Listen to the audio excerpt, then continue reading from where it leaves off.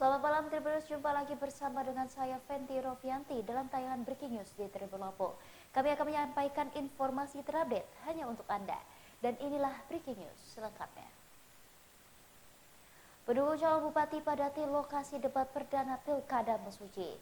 Pelaksanaan debat publik perdana di Pilkada Mesuji 2024 berlangsung di Taman KHT Mesuji pada Kamis 31 Oktober sekira pukul 13 waktu Indonesia Barat.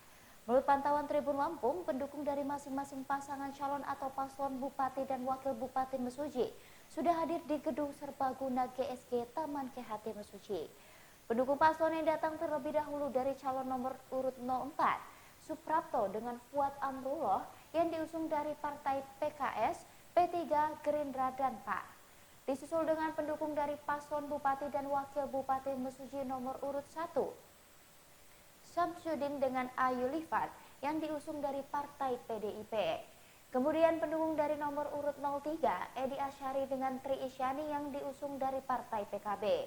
Terakhir, yang datang ke GSG Taman KHT dari pendukung nomor urut 02, Elviana dengan Yugi Wicaksono yang diusung dari Partai Demokrat, Nasdem, dan juga Golkar. Para pendukung yang diperkenankan masuk GSG Taman KHT Mesuji harus menggunakan ID card yang sudah disediakan oleh KPU Mesuji. Tiap pendukung masing-masing paslon mendapatkan jatah 75 ID card. Selain itu, siapapun yang masuk ke lokasi debat dilakukan pemeriksaan yang ketat oleh petugas.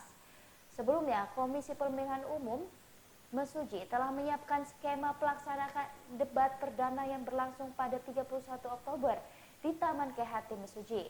Salah satu skema yang diatur oleh KPU adalah dibatasinya jumlah pendukung tiap paslon Bupati dan Wakil Bupati Mesuji. Acing, sampaan akrabnya menyebut jika aturan tersebut telah disampaikannya ke masing-masing paslon. Langkah itu dilakukan supaya pelaksanaan debat publik perdana di GSG Taman KHT dapat berjalan dengan lancar.